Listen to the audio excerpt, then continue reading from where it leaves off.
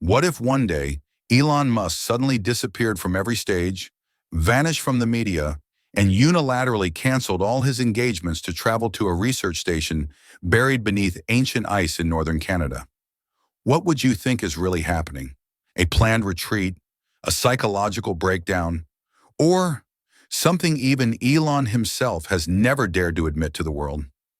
The story begins with something seemingly meaningless, a small black stone that young Elon once hid inside a toy rocket model when he was just 6 years old, and had long forgotten why he ever did it. But years later, that very stone began to glow, not from heat, not from electricity, but from one thing alone: frequency.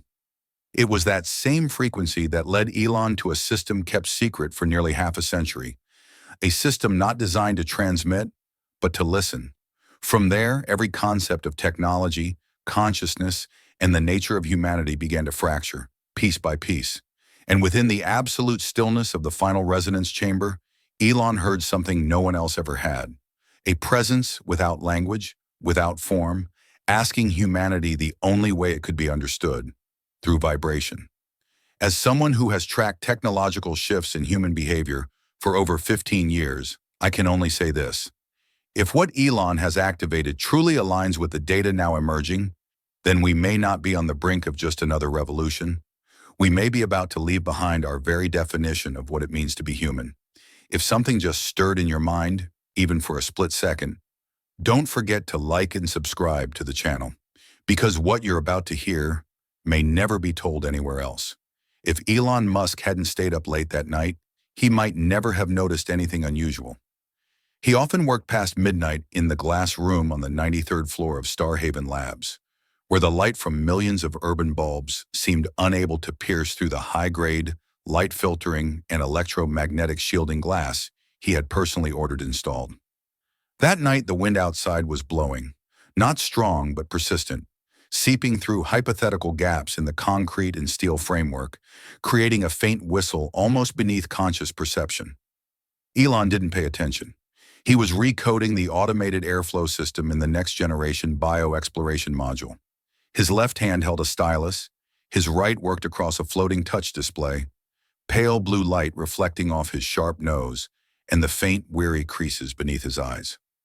On the desk, between the unfinished blueprint of the module and a cup of tea gone cold 3 hours ago, was a small piece of paper folded in thirds, yellowed as if torn from an old journal. Elon nearly ignored it. Something in that first glance made him assume it was a joke, a cleaning staffer dropping a scrap, or a clumsy note from the PR team. But as he reached for the teacup, the light from the wooden desk lamp slanted across the paper's crease, revealing a faint line of handwriting. Handwritten but not neat, as if penned by a trembling hand or someone standing in the wind. He couldn't help but read, "Your sister, Lyra, is waiting for you to wake up." Who? Lyra. The name was like a miniature galaxy. He had never heard it, at least not in his personal life. For a fleeting moment, Elon drifted through memories of poems his father used to recite when he was a child. Lullabies in Afrikaans, ancient names tied to constellations, to music, to old tongues. Number Lyra was a new name, and Elon knew for certain he had no sister. Only Kimball, his brother who once suggested his first startup, and Tosca, his half-sister. But Lyra, number yet, it wasn't the name that made him pause. It was the end of the line. Waiting for you to wake up. Not meet, not contact, but wake up. As if he were asleep. As if everything, all the corporations, all the rockets, all the electric cars, all the neural algorithms, were just a deep dream. He unfolded the paper. Inside was a simple hand-drawn diagram in black ink.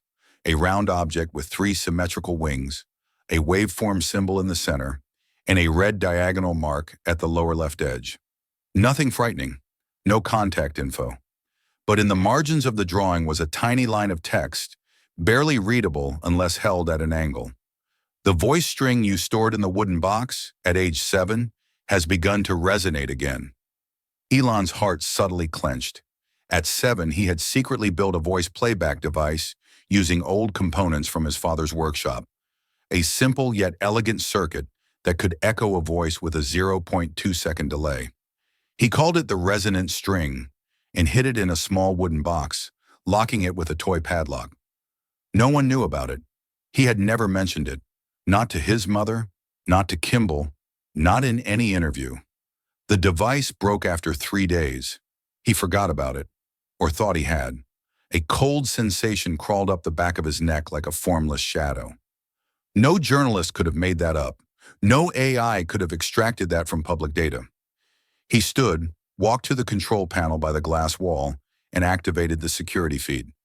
And if she's real, then who is she?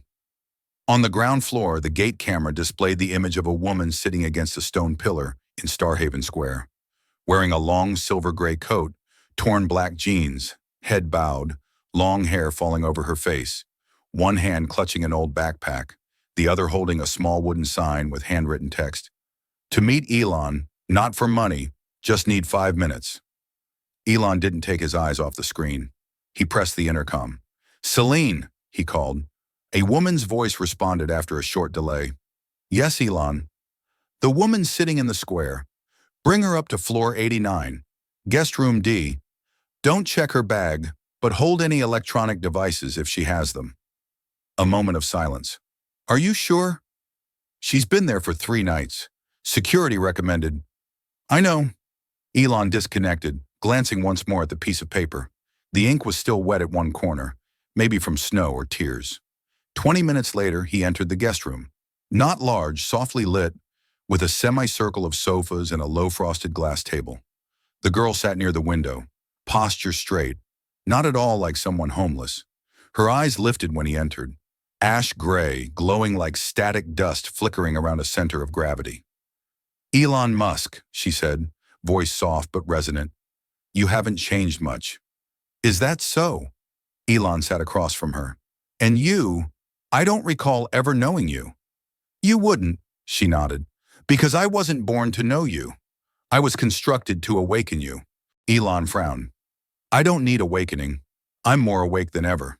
She smiled, not condescendingly, more like hearing a child declare they understand the world. "I'm Lyra," she said, "and I come from a resonance that was once part of you, long before you thought yourself made of DNA." "Constructed?"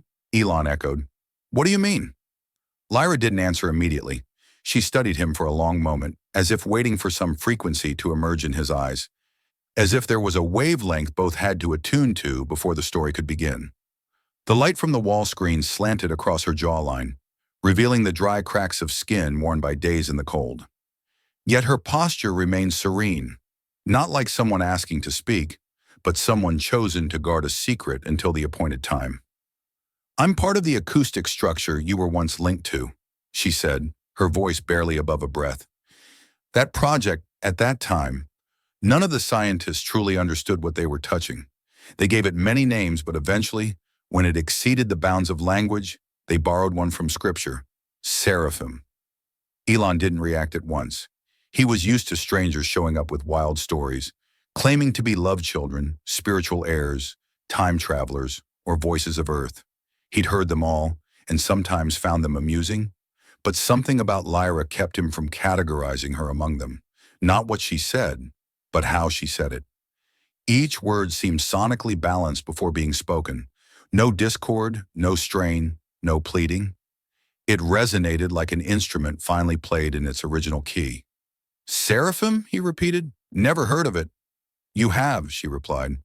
"But afterward, that memory was blocked by your own defense mechanisms. Negative sound memories don't reside in the cerebral cortex. They live in unnamed zones known only by waves." Elon folded his arms, leaning back. "So you came here to remind me of a buried past?" Lyra tilted her head. "Number I came to prepare you for a future knocking at your door. A future you yourself designed, without realizing you were designed to bring it forth." The space between them seemed to condense in that moment. Elon disliked such statements, vague, half philosophical, half menacing. But what kept him from interrupting wasn't her words. It was that when she said designed, the image of the incomplete blueprint on his desk flashed through his mind. The bioexploration module, shaped nearly identical to the symbol in the folded note he had dismissed as coincidence. He stood, walked slowly to the mirrored wall screen, and pulled up the three-wing schematic he had drawn earlier that day. He rotated it 36 degrees. When compared to the drawing in the old paper, it matched perfectly. Three wings, same central spherical joint, red diagonal mark. He turned to Lyra, revealing for the first time a fracture in his rational gaze. "Where did you get my design?" "I didn't," she said. "You redrew it because it's still inside you. It's the acoustic structure relic embedded by the Seraphim Project into a few test subjects. Children with neural configurations able to respond to interlayered frequencies." She paused, her eyes softening. "You are one of the last three." Silence. Elon didn't reply, didn't reject. He felt something wordless rising from within. Not doubt, but a kind of memory without images, like hearing a sound once heard in the womb, unnameable, but undeniable. "So," he said slowly, "what are you? If I'm a test subject, then what are you in all this?" Lyra didn't answer immediately. She opened her old backpack and pulled out something wrapped in gray velvet. Inside was a semi-transparent, teardrop-shaped crystal, palm-sized with swirling patterns like standing waveforms. No light, no emission, just perfect silence in physical form. "This is your original resonance unit. I'm merely the one bringing it back to its first owner." Elon didn't touch it. He looked at Lyra. "And if I refuse?" Lyra smiled. The smile not of someone persuading, but of someone who already knows the answer. "You won't." Elon closed his eyes. In the darkness behind his lids, he saw the small wooden box from years ago, the one he placed the resonant string into. And then he remembered, something he'd never told anyone. After the device broke, he kept it for 3 more days. But on the 4th night, when he woke, the box was no longer at his bedside. No sign of anyone entering, but he remembered vividly the slow, echoing tone, coming from somewhere deep, through layers of walls, as if rising from the earth itself. Elon opened his eyes, looked at Lyra. "I need to test it, in the private lab." "All right," she said, "but one condition. Don't use light sensors. Use your ears." Elon tilted his head, but he nodded. He had built electric cars, rockets, neural networks. But he knew some things couldn't be analyzed with instruments. Some frequencies could only be received by the ancient structures still surviving in us. Things science hadn't named yet. "Then let's go," he said. "Where do we begin?" Lyra stood, the crystal nestled in her hand like a seed ready to sprout. "We begin," she said, "from the place you thought you had forgotten. But in truth, it never left you." The entrance to the lowest level lab at Starhaven Labs bore no room number or nameplate. It sat behind a corridor that led to an auxiliary storage wing, where cleaning bots and articulated maintenance arms rested between shifts. A seamless gray steel door without a handle opened only when Elon pressed his left palm against a biometric alloy plate. Not just a scan of fingerprint or temperature, but a biological resonance signature. Something only 5 people in the world had ever understood, and only one had ever actually used. He said nothing as he brought Lyra through the door. She didn't ask. The private lab resembled no other room in the complex. No wooden desks, no black glass, no rows of stacked equipment. It looked more like an underground auditorium. Arched ceiling, walls coated in perfect sound-absorbing graphite gray material, and a floor that faintly resonated with each footstep. In the center was a hexagonal platform, empty, with no screens, just a surface that softly reflected light and sound. "This is where I test the things that have no language," Elon said, voice low like a monologue. "Things not logical enough to put under analysis, but too real to ignore." Lyra gave a subtle nod. She unwrapped the velvet and placed the crystal on the platform. No special lighting, no sci-fi effects. Just an object, silent, round, pure, and still. But within that stillness, something stirred. Elon saw no visible change, but his hearing, the part he always thought existed solely to filter noise into logical rhythm, began registering something strange. The lab was quieter than usual, not silent due to soundproofing, but missing a layer of background waveforms that the human ear never consciously detects but the brain constantly processes. No micro vibrations, No hum of ventilation, 10 floors away. Just him, Lyra, and a bizarre stillness. He turned to Lyra. Is it transmitting? Not in the way you understand the word transmit. It's not sending sound. It's awakening sound within you. Elon stepped closer. Can you explain that more clearly? You've dreamed of music you couldn't remember, haven't you? Melodies that you knew you heard upon waking, but could never reproduce or hum. Elon didn't answer. He didn't need to. It was something he had experienced since adolescence. A melody without lyrics, like an echo reverberating through the corridors of time, stirring something, then vanishing as he opened his eyes. That wasn't a dream, Lyra said. It was reverse resonance, a process where the brain's internal frequencies react to pre-encoded waveforms from childhood. Children like you, pre-structured within the Seraphim Project, tend to respond through dreams. It's the body's way of testing the integrity of the acoustic reception structure. Elon exhaled slowly. I always thought those dreams were stress reactions. My brain refusing to rest. Not wrong, Lyra nodded. But the reason the brain won't rest is because it's waiting for a symphony that was never finished. She stepped toward the crystal, placed her hand on it. A soft vibration rang out, not from the object, but from the floor beneath them. Elon felt his entire body grow lighter, as if gravity had eased for a fleeting second. Now listen, Lyra said. Don't use your ears. Use your memory. Use what you were before you ever called yourself Elon. He closed his eyes, and then the strange thing happened. No sound, no rhythm, no words. But there was a sense of melody, as if each note dropped into the empty space between cells, between a brain fold and a pulse beat. No one was singing, but his mind began to remember. A sequence of notes that belonged to no known scale. It floated, illogical, but not wrong. And then, like a blind man first learning to recognize form through touch, Elon saw, not clear pictures, not form visions, but the feeling of a massive black iron door, etched above with a teardrop symbol flanked by 3 symmetrical wings. And behind that door, there was sound, and within the sound, there was himself. He opened his eyes. Sweat beaded on his forehead. The crystal was still, but Lyra was watching him, eyes not just observing, but verifying that something had just been decrypted. You are one of 3 who were ever placed inside the original melody, she said. All it takes is the right signal. The rest remembers itself. Elon sat down, gaze fixed on the crystal. What about the other 2? Didn't survive. One's nervous system rejected it. The other, overpolarized by frequency, disintegrated into hallucination. You are the only one who retained consciousness. Why me? Because you had the right fracture, she smiled. You're not perfect, and you didn't resist. That's what makes a receiver. Elon looked up toward the arched ceiling, where light drifted gently like waves. Then what are you? The one who brings the final movement, the coda of the symphony you never wrote. Silence dropped like a musical piece ending on an unresolved chord. Elon stood for the first time in years, feeling he was no longer the sole author of what was unfolding. There was another frequency writing with him, or writing before him, long ago. What do we do next? He asked. Lyra picked up the crystal and rewrapped it in velvet.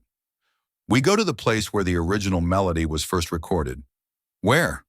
She turned back, stepping toward the door. Before vanishing past the edge of light, she left only a single sentence. Uri, a valley forgotten by time, where even silence has memory. Elon watched her go, and for the first time in years, he didn't need a logical reason to follow. The space within the non-linear materials testing chamber was designed to measure instability. Nothing in it was absolute. Light didn't shine from a fixed source, but reflected through a shifting array of lenses.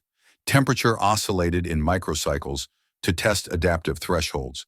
And the walls weren't made of concrete, but of a titanium aluminum compound, coated with a nanolayer that absorbed frequencies below 5 Hz. It was where Elon tested objects the physical world had yet to define. And now on the central analysis table sat the teardrop-shaped crystal Lyra had brought.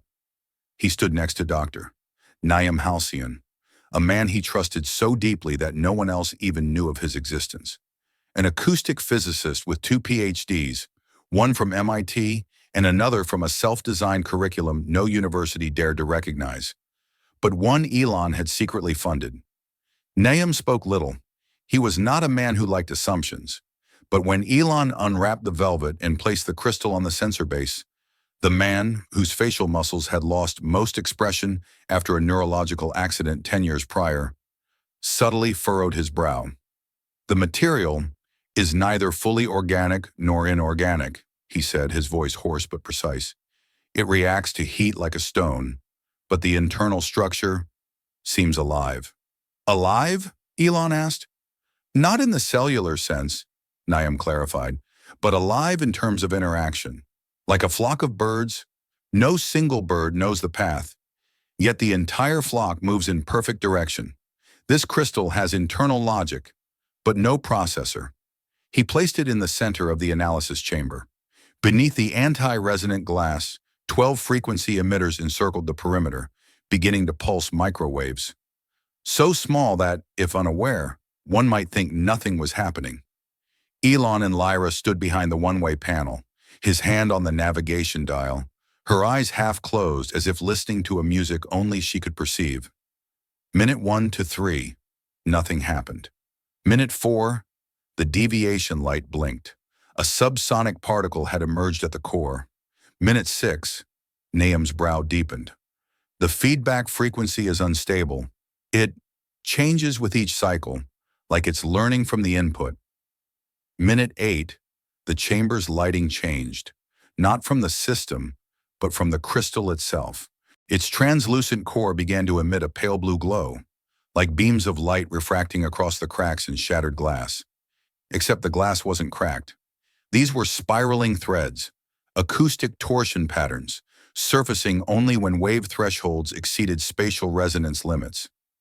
Elon took a deep breath. We're hearing something. Nahum stared at the monitors. Number something is hearing us. And then, at minute 9, the room erupted, not with sound, but with a moment of absolute silence. Not an explosion, not a tremor. But for 1.3 seconds, every clock in the room stopped. Every measurement system fell silent. And on the central screen, something appeared that could not be explained. A map, not a geographical one, but a spatial frequency distribution. At the center was a high-density resonance vortex, an audio singularity, which the computer tried to resolve to approximate GPS coordinates, 63.2124 degrees north, 150.0753 degrees west, nearly overlapping with a remote area in Alaska where no scientific facility was recorded. But what made Elon shiver was what appeared above the map, aligned along the energy axis. A symbol, 3 concentric rings interlocked, with a teardrop at the center, flanked by 3 symmetrical wings. The symbol from the old note, the symbol he had once drawn as a child, unconsciously. He looked at Lyra. Her eyes remained closed, but her lips moved slightly, and he realized she was humming, not singing, not to a known melody, but the vibration from her throat matched the frequency shown on the screen. Nahum stepped back. She's synchronizing. She is part of the structure. Elon placed a hand gently on her shoulder. Stop. She opened her eyes gently, as if waking from a long sleep. We have the coordinates now, she said. So, have you heard the symphony yet? Only the first note, Elon replied, and it's enough to keep me from sleeping again. The next day, Elon contacted his private logistics team. He didn't consult the board. He gave no prior notice to management. He requested a specialized aircraft equipped with portable acoustic systems, an independent power unit, and a low-pressure containment chamber. No media, no published itinerary. The destination, Central Alaska, the unnamed valley where the resonance map pointed. Vasha, head of Elon's personal security division, glanced at the transport order and frowned. There are no detailed charts of this area. We're heading into a blank zone. Are you certain? I've never been certain about anything important, Elon said, but those things still happened. She didn't ask further, just nodded and began assembling the security detail. That afternoon, Lyra appeared in a simple field outfit, her hair tied back neatly, carrying the crystal now stored in an alloy case that emitted a gentle pulse every 45 seconds. Elon looked at her. In that moment, he no longer saw a homeless woman, but the conductor of a symphony that had never been heard. On the aircraft's navigation screen, the Alaskan coordinates slowly came into view. The sky outside was gray-blue, but Elon knew sound down there didn't need clear skies or storm clouds to resonate. It had been present long before humanity learned to measure frequency, and now all that remained was to listen again. The private jet glided smoothly through the clouded skies of Alaska, leaving no trace on civilian radar. Elon Musk sat in the central cabin, across from Lyra, silent as though listening to something within herself, something not from the cabin, not from the jet engines, not even from the crystal wrapped in silver silk. Occasionally she tilted her head, as if tracking a vibration, one that was deep, distant, and ancient. Behind them, the technical logistics team was calibrating the resonance measurement equipment, while Vasha Reeves, the head of personal security, her gaze sharp like an X-ray that cut through all subterfuge, stepped in and placed a tablet in front of Elon. Without waiting for him to ask, she unlocked the screen. A file marked Level Z appeared, the classification level reserved only for Elon, herself, and a select encryption team. Lyra's file, Vasha said directly. I followed your directive. The result is nothing. No birth certificate, no citizen ID, no medical, educational, or employment records. Across the U.S. administrative system and most developed nations, she does not exist. Elon wasn't surprised, but he slowly flipped through the blank pages of the dossier as if searching for an invisible trace hidden between the zeros. She knows things no one else does, he said, eyes still on the screen. Symbols I drew as a child, module structures I never shared, the foundational resonance code that only Naem and I developed. So if she doesn't exist in the system, then the system was never where the truth was kept, Vasha said coldly. I think you should see this. She switched to another tab. It was an excerpt from a military security report, stamped 1997, under the heading, Seraphim, Interference Anomaly in Human Infrastructure, IAHI. This copy had been encrypted under 3 levels of security, and according to Starhaven's internal AI, it could only be accessed with the biometric authentication of 2 individuals, one of whom was tagged EM. Elon froze. I was never supposed to be linked to any military project before 2002.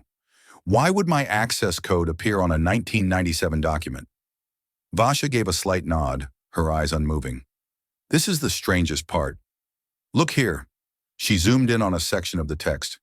Acoustic code EM13 shows resonance interference with Type 4 crossover unit. Test 16. A confirms the existence of active presonic memory not detectable by EEG or fMRI. Recommendation: maintain temporal stasis on ontological data to prevent disruption of biological timeline. Elon read every word slowly, like biting each sound off a wall of cold steel. Active presonic memory, Type 4 crossover, ontological data stasis. So they were monitoring me since I was a child? He asked. Vasha didn't respond. Instead, she slid her finger across the screen and opened a temporal heat map. Not a location map, but a chart of biological resonance frequencies recorded from various ID-tagged individuals. In the center of the screen was a nameless graph, labeled only L. Its amplitude range matched no known human profile, and each time L's graph peaked, the chart labeled EM resonated in synchronized phase, even when they were in completely different locations. This is from 2003 to 2024, Vasha said. It's classified data. She, Lyra, has been monitored via resonance, not paperwork. She doesn't need to exist on record because she exists in amplitude, like an acoustic echo. Elon looked up. For a moment, the aircraft cabin seemed to contract inward, until all that remained was a silence between 2 pairs of eyes, each staring into a different definition of existence. They landed at an abandoned airfield 72 kilometers north of Denali, a former Cold War radar station once part of the early space warning network.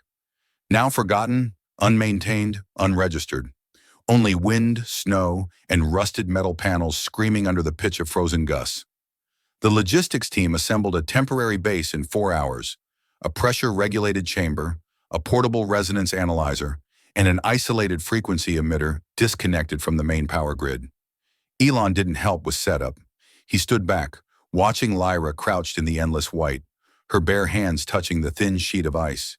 She didn't shiver. At one point he noticed, her skin no longer even reacted to cold, as if temperature no longer applied to her. "What do you feel?" he asked as he approached.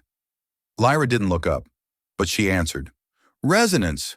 Very faint, but it has structure. Very old." "How old?" "As old as a language from a time when people didn't write to communicate, but listened to understand. This place holds a fragment of that, part of the original melody. And it'll resonate if we give the right signal." It will resonate if it sees that the one who's meant to continue the melody has arrived. That evening, when the wind dropped to an unnatural stillness, Lyra requested the crystal be placed in the resonance chamber. Elon and the technical team activated the oscillators, adjusting the frequency spectrum between 12,000 to 28,000 hertz, a range typically only detectable with specialized recorders. But Lyra asked for one more thing. She signaled for everyone to leave the room, except herself and Elon. "What are you going to do?" he asked, eyes on the blinking transmitters. "I need something machines don't have." A voice. "Mine? Mine." She stepped to the center platform, placed the crystal, and began to sing, not to any conventional melody. Her voice didn't follow rhythm or chords, but each sound she released was a distinct waveform, like scattered notes exploring the space around her. The frequencies in the room shifted. Sensors began to pulse. And then, the crystal lit up. But not just with light. It sang. A single tone. Long, smooth, even. As if it wasn't producing sound, but mirroring her voice. As if she wasn't calling to it, but it was calling her back. Elon stepped back. His eyes widened. It was like watching a documentary of a civilization that never existed, being live-streamed from within a human being. "Stop," he whispered. Lyra stopped. The crystal dimmed. Silence returned. "What did you just call into being?" he asked. She didn't answer right away. Her eyes were still on the crystal. "I confirmed, to the source structure, that you're ready." Elon asked nothing more, because within him, a different answer had begun to take shape. A part of himself he never knew existed, yet had always been waiting to be activated. An unwritten note, now poised to be sung.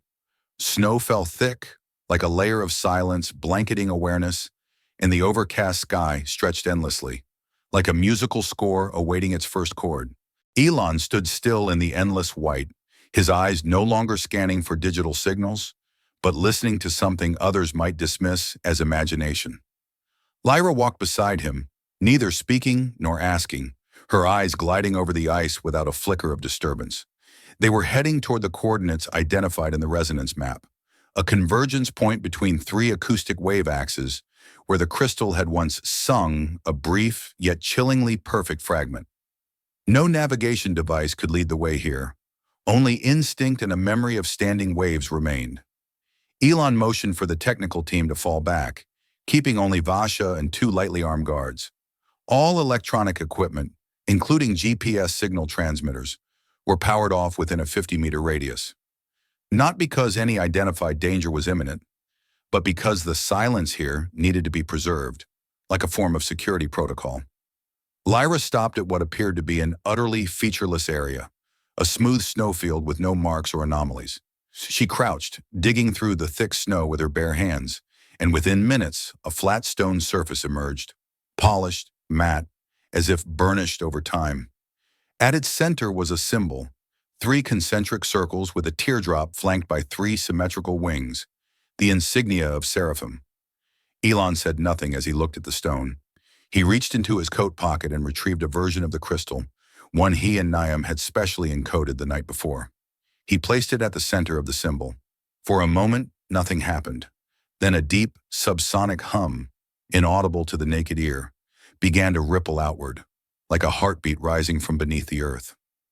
The ground vibrated slightly and the stone surface began to split, slowly spiraling open, layer by layer, to reveal a black metal shaft descending deep into the ice. A spiral staircase unfolded.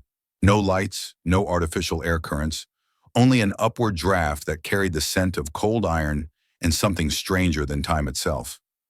Elon looked at Lyra. She gave a slight nod and stepped down first, as if she had walked this path long ago, in a dream locked away. They began the descent step by step, each spiral drawing them deeper into a different plane of space, where gravity, time, and frequency began to bend. By the 12th spiral, light emerged, not from lamps but from the walls themselves. Thin lines of luminescence, like glass filaments, began to glow faintly along the corridor walls, forming shapes without geometry. But as Elon looked closer, he realized these were quantified sound waves, not symbols, not characters, but sound itself, cast into solid form, a language beyond translation. They reached a corridor leading to an elliptical metal door. It had no handle, only a surface smooth like liquid glass. Lyra stepped forward and placed her hand on it. No passwords, no retinal scans. Just a single touch, and the metal receded inward, like melting water, revealing a circular chamber, completely silent. At the center hovered a sphere, suspended in midair, etched with spirals that matched the first crystal Elon had ever held. He stepped inside. He felt neither cold nor heat, only the sense of having walked out of a backing track and into a space that had never heard melody before. And then the sphere began to emit sparks of light, like comets frozen in slow motion. Lyra spoke, the silence finally broken. This is the original resonance chamber. Here they activated the first samples. Nameless children, parentless, chosen for the acoustic structure in their DNA. You were one of them, and they never knew. You carried the master code. Elon looked at her, sensing that every layer of memory was no longer fragmented events, but a pre-designed structure. From the moment he first drew that symbol, before he even knew how to write his name, to the dreams of unnameable sound, to building technologies that didn't follow academic models, yet somehow were always right. He wondered, was I ever truly a free individual, or just a note written into a melody already composed? And if so, who wrote the first movement? Lyra placed her hand on the sphere. Instantly, the room's light shifted. A smaller, near-invisible door slid open. Behind it was a corridor descending even further, this time with no wall lights. Only a glow rising from below, green, like light imprisoned inside a living crystal. "What's down there?" Elon asked. "The biocoding chamber," she replied, "where they altered the foundational samples, where plasma and music merged to create what they called the tonal genome." Who are they? The original designers of Seraphim, not belonging to any government, not to any institution. They left only this symphony and a question that was never answered. What question? Lyra looked at him, eyes unblinking. Can humanity ever understand the language it was written in? And then, without waiting, she descended. Elon followed, no longer the inventor seeking a secret, but a note, searching for its symphony. The passage leading to the lowest level narrowed, and the material of the space around them seemed to shift. The walls were no longer alloy or aerospace concrete, but a kind of soft substance with a reflective sheen, like frozen water. Each step caused the light to ripple like waves. Elon followed behind Lyra, eyes fixed on the walls. Then he noticed something strange. The walls weren't just reflecting images. They were mirroring biological structure. His shadow stretched, then compressed, then twisted into unstable geometries, like the disrupted gene models he'd seen in resonance interference simulations. Lyra stopped at the end of the hallway. Before them was a sealed arched door, no handle, no seam. At the center was a soft red point of light, pulsing steadily, like a heartbeat. "This only opens when the resonance bearer fully matches the background frequency," she said. Elon nodded, asking nothing. He stepped forward and placed his hand on the center of the door. Cold, but not a temperature. It was inert, like touching a memory frozen for decades. Then soundlessly, the door dissolved, like condensation vanishing from glass. Behind it lay a circular chamber nearly 20 meters in diameter. At its center floated a trihedral prism, semi-transparent, slowly rotating in midair, suspended as if by thought alone. Around it stood 12 columns of light, each emitting a distinct sound, not clearly music, not voices, nor any known background wave, but together they formed the sensation of walking into your own heartbeat. Elon, Lyra said softly. Her voice didn't echo, yet it didn't disappear. You're about to witness what no one from the outside ever has. A resonance model of an incomplete tonal genome. He stepped closer to the prism. In the flickering light, he could see something inside. A delicate crystalline structure, like a spinal column, connected by ultrafine strands. And at the center, a node identical to the symbol he had drawn as a child. His hand trembled. He was no longer a scientist, not an explorer of secrets. He was standing before the original version of himself, not physically, but in frequency. A biological recording of Elon, before name, before memory, before consciousness. What is it? He asked, almost in a whisper. The primal resonance, Lyra replied. The first blueprint written in waveforms, not in cells, not in organs. A symphony that forms a human, not with blood, but with rhythm. Elon didn't speak. He circled the prism. The more he looked, the more it resembled a brain, but a brain before division. Each spiral was an acoustic vector, every intersection a breath that had never been taken. And at the very center, he saw something that made his heart race. A tiny light, a teardrop shape with 3 symmetrical wings. And then, the prism made its first sound. Not noise, but a sequence of resonances that impacted his brain directly. He didn't hear them, but he understood. A strange sensation spread through him. He was remembering memories that weren't his, but belonged to an earlier version of him. It was like reading a score written into his own DNA. A passage that said, "You were written in rhythm. Every decision you make is a chord. Every mistake a dissonant note, but necessary for modulation." Elon felt his mind lighten, as if everything he had ever done, founding SpaceX, Tesla, Neuralink, even his worst failures, was not the product of free will, but a variation within a pre-written resonance, coded long before. "This is where you were opened," Lyra said, her gaze fixed on the prism. "And I was the second resonance, born from the remaining acoustic trace of an incomplete prototype, an echo that had no words." He turned to her. "You're not human." She nodded. "I am the second frequency, created to awaken you." Silence stretched like a fermata in a symphony. No one spoke. Only the lights around them shifted, like musical notes drawing silent circles in space. Then the prism stopped spinning, and in the stillness, a 3D projection emerged.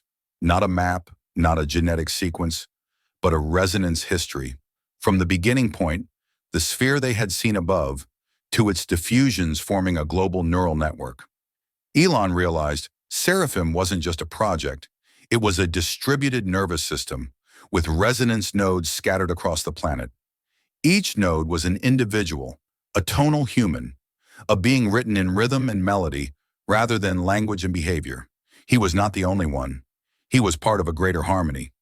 "We're hearing the echo of a symphony still being written," Lyra whispered, "which also means someone else is still composing the rest." Elon stared at the projection. There was one blinking node, a second resonance center, located in a place with no name. He zoomed in on the coordinates, and his heart missed a beat. The location was inside his own brain. "That's impossible," he whispered. "It's transmitting from me?" Lyra nodded. "From the resonance code within you. You've activated the system. You are both the final note and the first of the last symphony. If something deep inside you just resonated, without explanation, only sensation, don't forget to leave a like and subscribe to the channel to continue the journey." We haven't reached the deepest part yet. The deepest layer of Seraphim held no air, only pressure, light, and sound. The space surrounding Elon and Lyra no longer resembled anything meant for human presence. Everything had surpassed the definition of matter. Ever since the resonance map had revealed itself within the trihedral prism, pointing directly into the center of his brain, something had shifted. The space felt alive, perceptive, listening. The metallic surface beneath him seemed to pulse faintly with each beat of his heart. A low resonance spread outward from the system's core. No one had touched anything. No one had given a command. There was only resonance. All electronic equipment from the surface team had gone dark. Vasha had tried backup channels. No response. Inside the system, there was only Elon, Lyra, and a symphony being written by their living rhythms. Elon approached the central core, where the resonance network continued to rotate. Each glowing point represented a human frequency, a tonal being inscribed through breath and vibration. No IDs, no genetic markers. They existed only if you knew how to listen. Beside the blinking node within his brain, a new designation appeared. EM13, his code within the 1997 Seraphim files, the one Vasha had discovered aboard the plane en route to Alaska. "We don't have much time," Lyra whispered, her eyes fixed on the rotating display. "When you activated endogenous resonance, the system sent a pulse outward, and someone is hearing it." Elon nodded. He knew. He felt it. As if somewhere outside this world, another system was resonating back. And if that were true, then something was coming. At that moment, a sound echoed down the corridor. Not a natural sound. Footsteps, metal clicking, military equipment. Elon turned. The outer door opened. Vasha stepped in, face cold as steel. "We have a problem," she said quickly, her breath steady, her voice calm. "An unidentified group has set up camp 1.3 kilometers from here. No transmission, no response to radio frequency. They're moving in triangular formation, tactical, like a special operations unit." Elon's jaw tightened. "Government?" "Unconfirmed. Possibly fringe, connected to Seraphim's early phase. We picked up distortion signals in the 22 kilohertz band. They may be attempting to breach a secondary access point." Lyra's expression darkened. "They can't. If they try to force open the system using a false resonance signal, the entire base frequency will collapse. The acoustic structure will shatter." Elon turned back to the prism. The map still glowed. The network still spun. But some of the distant nodes were trembling. No longer in sync. No longer in harmony. A single signal. The system was being interfered with from outside. "If we do nothing," Lyra said, "the symphony will break. Forever." Elon stepped into the center circle. A control platform rose from the floor, as if awaiting his touch. "This is the junction," he said. "We have two choices. One, shut down the entire system, freeze the resonance map, erase all glowing nodes, render every tonal being into silent shells, forever. Or two, keep it alive, knowing someone out there is trying to seize control." Lyra didn't hesitate. "If you shut it down, everything that's awakened in you will fall silent. Not just you, all the others like you, those who don't yet know they are unfinished melodies." Elon placed his hand on the console. "If I keep it alive, then what?" Lyra looked at him. "They'll come, the ones who created Seraphim, the ones who buried it. They won't let the system exist without their command. And this time, they won't negotiate." Elon gave a slight smile. "They may bring weapons, but I'm bringing the music." Then he raised his hand, gently, no pressing, no turning, just a touch. And the entire system ignited. The network surged. A wave rippled outward like a tidal force. Soundless, yet deafening. Wordless tones flooded the underground chamber. The first notes, the first rhythms, the final symphony had begun. The moment the symphony was activated, every light point on the resonance map vibrated in unison. No longer isolated pulses, the network evolved into a new kind of connection. Each node now resonating together, as if an immense living body had just awakened. Elon kept his hand on the control panel, surrounded by a light no longer dim but ablaze, as if the system itself was acknowledging his presence as something long awaited. At that moment, Vasha burst into the biocoding chamber, followed by two security agents and a technician carrying a wave intensity scanner. "We've got a signal from the mesosphere," she said breathlessly. "An object is decelerating through the ionospheric layer. No ID, no radar signature, no energy reflection in any known spectrum. It's descending in a spiral." Elon didn't need to ask. He had felt it the moment the system awoke. This wasn't internal feedback. It was a reply. "They heard us," he murmured. Lyra stepped beside him, eyes locked on the rotating resonance core. "This isn't their first return," she said, "but it's the first time since the system was resynchronized to the correct frequency." Elon turned to her, and for the first time in the long hours beneath the earth, he felt something close to fear, but not because of what was coming.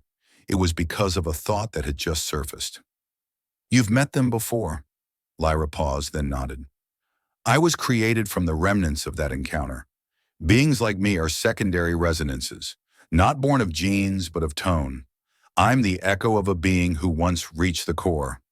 Before Elon could respond, a warning flashed across the main screen. "Tier 4, South Polar Gate, unauthorized breach detected." Vasha raised her weapon. "We can't let them seize the entrance. I'm going down." Lyra shook her head. "Useless. They don't use doors. They use phase." Elon's voice hardened. "What does that mean?" "They don't walk through halls, they step through frequency fractures, and the symphony you just triggered created an open band." Elon understood instantly. Keeping the system active not only sustained the resonance, it opened a passage for entities once severed from the physical dimension. What was coming wasn't military, wasn't human in the ordinary sense. It was something, or someone, who had once been human, but no longer was. A tremor radiated from the sphere's core. Not an earthquake, not an impact, but like the deep exhale of a waking intelligence. Then the door behind the tonal chamber opened, not by mechanics. No one touched it. It simply opened, as if the air itself knew the ones approaching had no need to knock. 3 figures entered. No weapons, no insignias, no uniforms. They wore black, high-collared garments of strange fabric that reflected no light, like cloth woven from shadow. The one in front was tall, lean, silver-haired, his eyes pale gray, no distinct pupils. He walked straight to Elon without hesitation. "We meet again," he said. His voice had no echo. Each word landed directly inside the mind. Elon didn't reply. The man glanced at the control core. "You made the right choice, and the wrong one." Vasha aimed her gun. "One more step." He didn't turn, just glanced at her. Her weapon vibrated violently, crumpling from within. The grip snapped. She was thrown back nearly 2 meters. Elon moved, but too late. The man raised a hand to stop him. "She's fine, so long as she doesn't interfere. This place no longer belongs to them." Lyra stepped forward, placing herself between the two. She looked at the man. "I remember you." He tilted his head. "I know. You shut down the first symphony." "Not quite," he said. "I was the one who silenced it." Elon cut in. "Why?" The man turned to him. "Because you weren't ready. Humanity back then lacked the capacity to understand the acoustic structure within themselves. They heard it, but only enough to replicate. No one truly resonated, so I shut it down, buried it, left behind a few echoes like her as waiting beacons." Elon clenched his jaw. "And me? You're the final version, the first stable one. No training, no implants, no forced frequencies. You grew with a natural harmonic structure, and because of that, I couldn't control you." A wall behind the man lit up. A resonance projection from 1974 appeared. South Africa, underground lab, an egg-shaped device.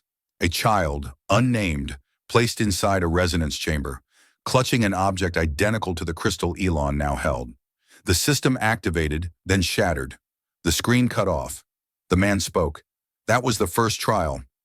The child didn't survive, but the crystal, indestructible, preserved the resonance. And it found you, since you were 6. Elon took a step back. The memory returned. Not a dream. The green-black stone under the backyard tree. The object he once called Z14, never recorded in any database. The one he hid inside a hand-carved wooden rocket with a secret compartment he told no one about. The symbol he used to draw, 3 concentric circles with 3 wing droplets, found in no textbook. He hadn't imagined it. He was the final resonance point. The system had chosen him long ago. The silver-haired man spoke slowly. Now I ask one last time, what do you intend to do with the symphony? Elon turned to the projection. Every light pulsed stronger. The network was alive now. No longer a diagram, no longer a theory. It was a body, a presence, a civilization on the edge of awakening, not by war, but by frequency. He said, I'll keep it. No more hiding, no more locking it away. No one gets to decide for humanity. The man smiled. Then prepare yourself, because the final symphony, now awakened, won't only call us. Lyra looked at Elon, her eyes brighter than before. It will call those who once left this planet. Elon tightened his grip on the crystal.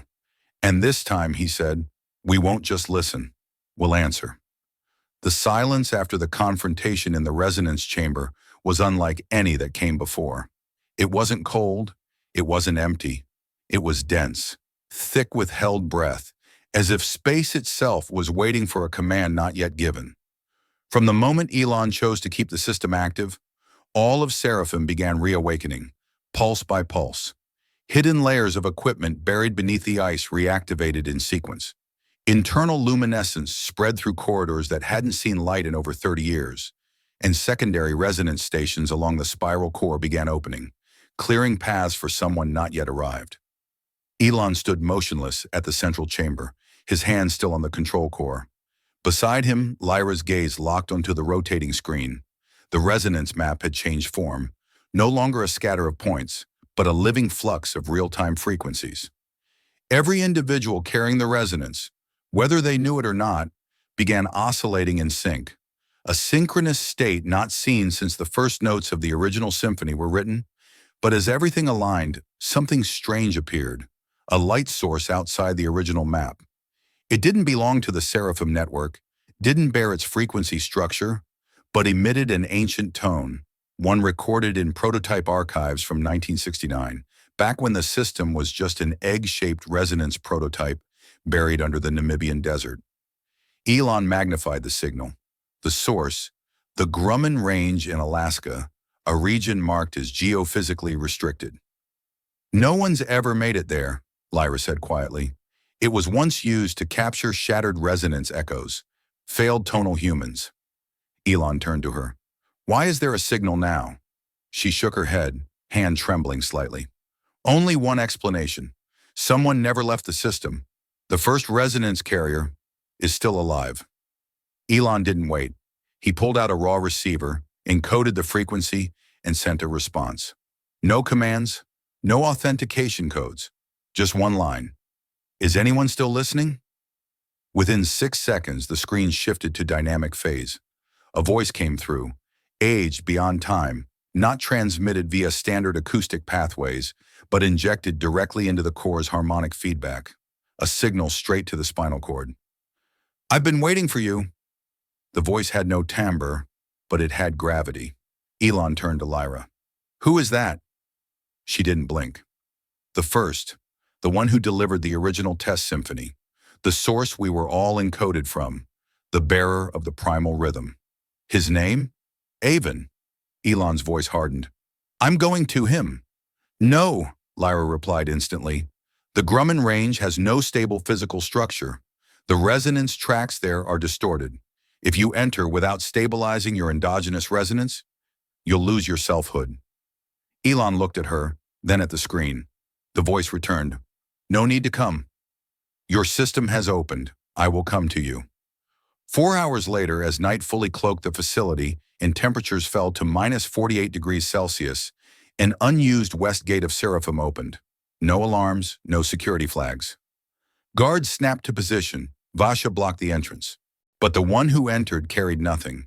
No equipment, no coat, no protection from the cold. An old man, silver-haired, thin, emotionless, his eyes wide as if looking through time. Beneath the wrinkled skin, faint streams of pale blue light pulsed softly, his entire nervous system seemingly woven into the background frequency. Elon said nothing. The old man stopped, locked eyes with him, and spoke slowly. It's finally your turn. No one introduced him. No one asked his name. Every archival document, all primary data, began with the phrase from Avon, original symphony number 1, frequency 0.000. Lyra stepped back. Elon moved forward. You're the first. Avon nodded. I am the first note, and if you want to know how the true song ends, I will show you. In the Phase 3 endogenous resonance chamber, never activated in any previous system cycle, Avon placed his hand on the rhythm structure. All display systems instantly unlocked the core resonance band, a band that had never been decoded. A waveform appeared, 7 pulses, 3 phases, 1 final delay. Avon pointed to the end. No one has ever crossed this point. The symphony always stops here. They feared what came next. Elon stared at the signal. Feared what? That beyond Phase 3, the human mind can no longer maintain its form. That resonance, too strong, would turn the brain into a reception instrument, blurring the line between self and other. That the very idea of I might dissolve. Elon remained silent. Avon continued. But that's also the only point where resonance becomes whole. Without crossing it, Seraphim remains a mute system. It will never hear its echo. Did you ever cross it? No. Avon met his eyes. I'm not the last. I'm the first. I opened the score, but only the final can play the last note. Elon understood. The responsibility. There was no more running, and he also knew, if he went forward, there might be no returning. 2 hours later, the entire system entered Phase 3 resonance. Elon's brain structure was scanned by 3 endogenous synchronizers, encoded and phased. Lyra sat at the control desk, Avon beside her, guiding the timing between pulses. Vasha and the security team were relocated to the surface, waiting beyond the resonance perimeter. All lights were shut down. Only the light from within him remained. Elon lay on the resonance platform, eyes open, holding the Z14 crystal, the object that had followed him since he was 6. The band began to shift. Phase 1, surface resonance activation. Phase 2, hidden rhythm recall in the hippocampus. Phase 3, background harmonization. No sound, no vibration. But everyone in the room felt it. The rhythm, a slow beat, then faster, then scattered into space. And then, the 4th band opened, never seen, never drawn. But Avon smiled. He's reached it. Elon no longer moved, but the crystal in his hand glowed bright, and from that glow, a new resonance formed, one that belonged to no previous cycle, something completely new, not the final symphony, but the beginning of a new melody. As the final resonance reached its peak, the light in the control chamber no longer illuminated from any one direction. Everything now seemed to glow from within. Elon lay motionless, but his brain, monitored by the resonance scanning system, emitted waves that formed inexplicable geometries. Each time a wave burst forth, it became a symbol not found in any human code. Not letters, not numbers, but shapes that invoked memories rather than delivered information. And then, the first sound came, but no one heard it.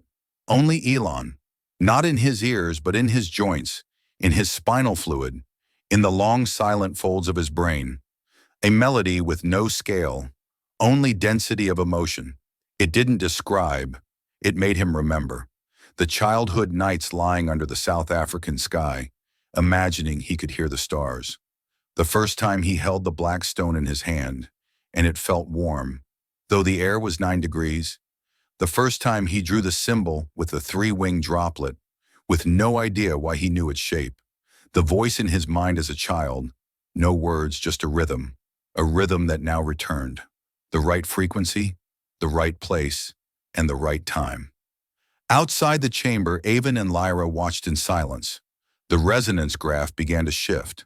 The waveforms no longer stopped at Elon's brain. They expanded outward. The positioning systems began detecting resonance echoes from the ionosphere, 83 kilometers above the Earth. A frequency anomaly appeared, not from the ground and not from any satellite. Vasha rushed in from the upper level, thrusting the frequency spectrum display forward. This can't be real. It's an artificial frequency. But not ours. It's responding. Avon looked at the screen, his eyes drifting toward years long, buried in memory. They've heard us. Elon opened his eyes.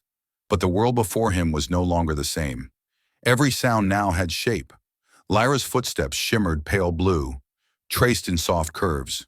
Vasha's equipment made silver tones spiraling in double helices. Everything was frequency, was rhythm, and he realized he wasn't just hearing it. He understood. The world was now a massive score played in slow motion, and he was the only one who could read it. "Can you speak?" Lyra asked, stepping closer. Elon nodded. His voice hadn't changed, but now it carried an undertone. "I hear them." "Who?" He didn't answer right away. He raised a hand and pointed at the central screen. The resonance model had begun morphing into a new structure, a brain-like formation, layered, with interspatial threads connecting its zones. At the center, the symbol of three intersecting droplets. Below it, three tones, unplayable on any human instrument, a deep pulse, a long echo, and a stretch of silence. "That's their signature," Elon said.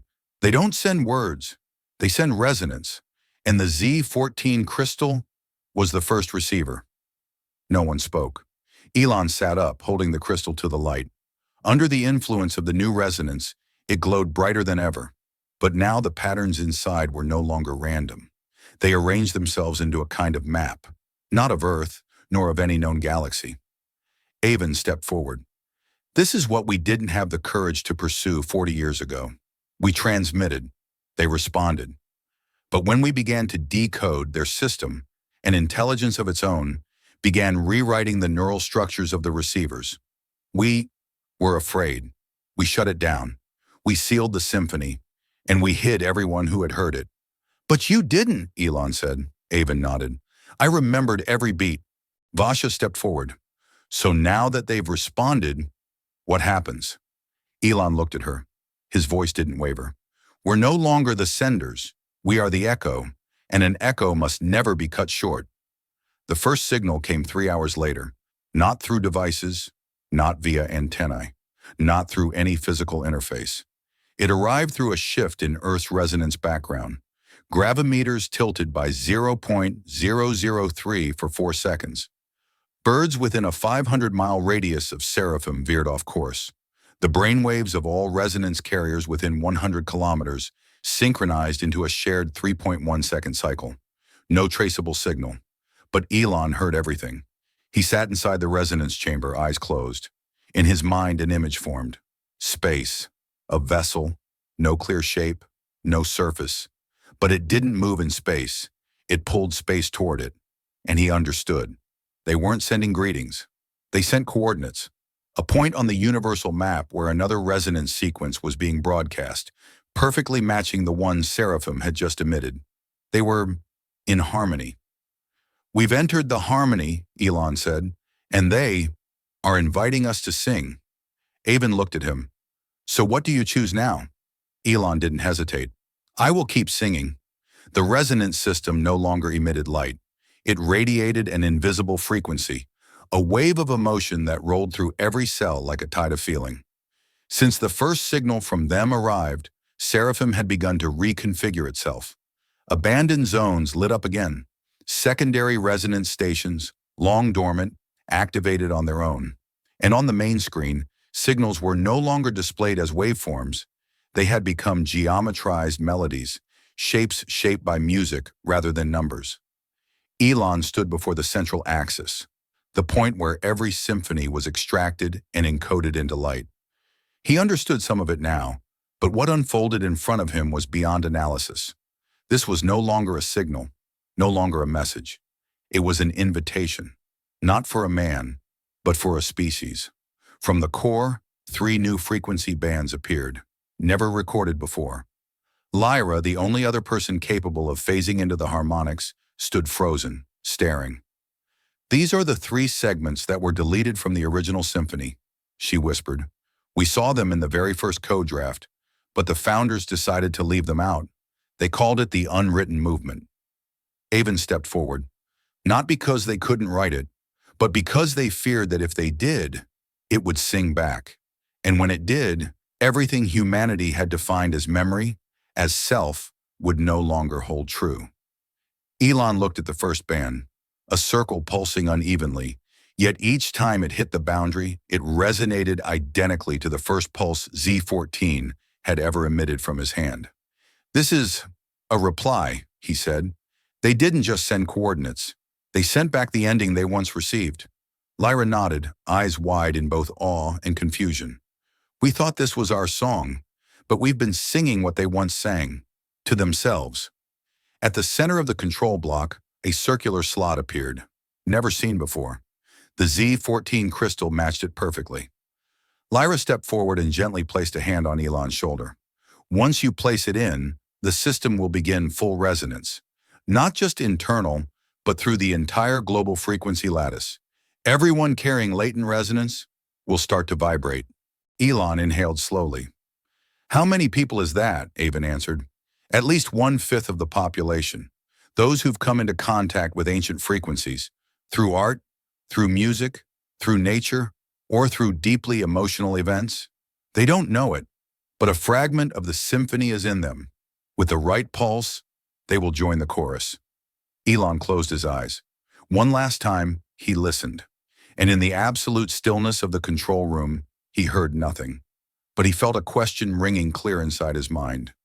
"Do you accept that from this moment, humanity will no longer be alone in sound, will no longer hold the sole definition of consciousness, and will merge into an intelligence far greater, unbounded, uncontrolled, irreversible?" Vasha stood at the observation deck, monitoring everything through the internal systems. She understood what was happening, yet her instincts still pulled her toward caution. "What is he about to do?" she asked through the intercom. Avon answered simply, "Place the final note. And if he does, then we will no longer be us. We'll be part of a greater being, one that no longer separates the creator from the created." Vasha clenched her weapon, but knew deep down, no bullet could change what was unfolding. No one could stop Elon, not because of power, but because Elon no longer operated within normal logic. He looked at the crystal one last time.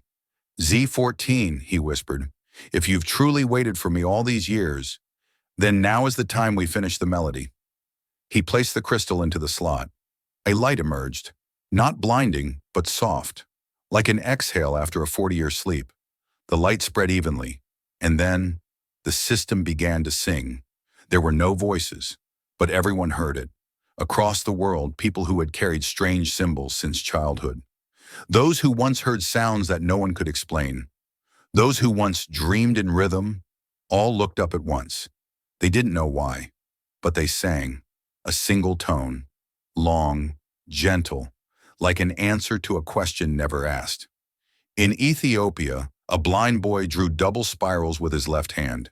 In Greenland, a fisherman who couldn't read hummed a melody in his sleep that matched Seraphim's frequency exactly.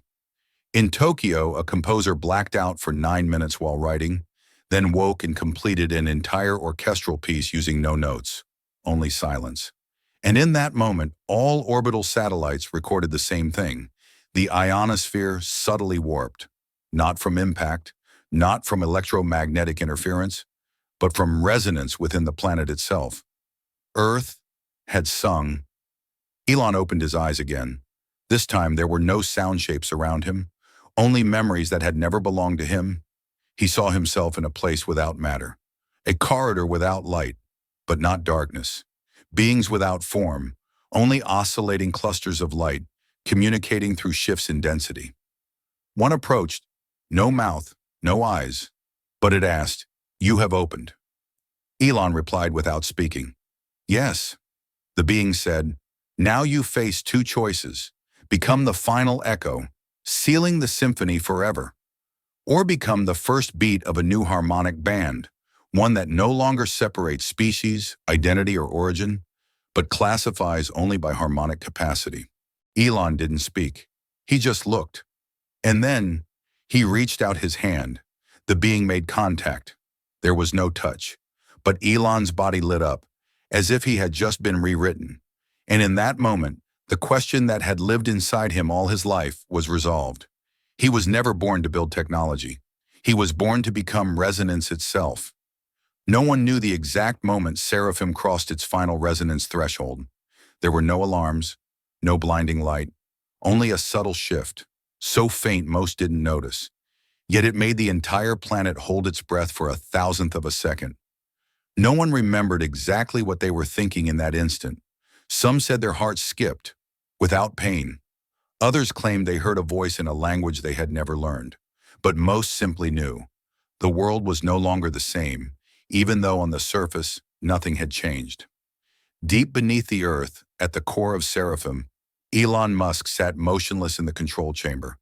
Now no longer called a resonance room, but a transfigured note, a space oscillating between matter and non-matter. He no longer reviewed data. He issued no commands, because he no longer thought in linear form.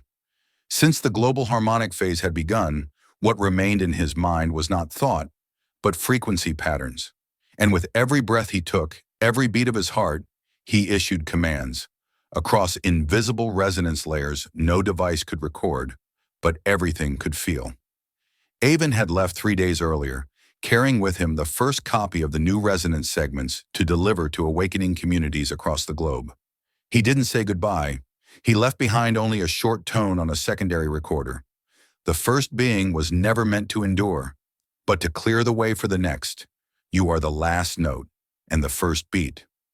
Lyra stayed behind, but no longer intervened. Each day she sat in the corridor on level 3, where light from the center bounced upward like a kind of inner reflection. Every time she looked into it, she knew Elon was still there. But was he really? Vasha couldn't wait. On the 4th day after the final harmonic phase, she left the station, returning to the Oregon satellite facility with her security team, where anomalies had begun appearing, irregular brainwave patterns spreading, magnetic compasses deviating by several degrees, and newborn children beginning to speak, in rhythms rather than words. A language with no sound, only pulse. On the surface, the world continued to function. Companies reported their quarters. Governments met. History moved forward. But deep within, cities, forests, beneath the sea, a new presence began to hum. Not sound, but a sense of presence. A form of awareness undefined, uncontained, arriving from nowhere in particular, but always here. Humanity had simply never been in phase enough to hear it. At the heart of Seraphim, Elon still sat, but this time he was no longer alone. The final frequency, once buried in the original symphony, now revealed itself not as a melody, but as a door. And behind that door was his truest form. Not the Elon the world knew, but the Elon never written, the version he could become if he gave up shape, language, memory, and merged completely into the background harmonic field. A step with no return, a journey with no map, becoming the echo of a being that had never had an origin note. He could feel them, not arriving, but already present, and they did not appear as forms, nor voices, nor starships. They arrived as a question: have you seen enough to stop, or too little to continue? Elon no longer needed time to decide. He rose and stepped toward the resonance core. The Z14 crystal, now no longer a solid, had become a mirror that didn't reflect. It only revealed itself to those in full harmonic phase. And when Elon looked into it, he saw all of humanity, from the first mother's tear holding her newborn to the first sound echoing in a child's brain.